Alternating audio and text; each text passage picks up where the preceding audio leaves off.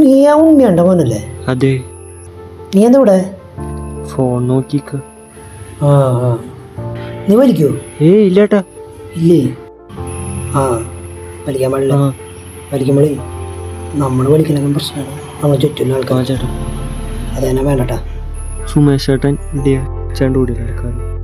ആ അതെ, അവനെ ക്യാൻസറാ, ഹോസ്പിറ്റലാ. അവനെ കണ്ടിട്ട് വന്ന വഴിയാ. അതിനാള് വലിക്കൂ? ആ വലിക്കില്ല, ഞാൻ വലിക്കും.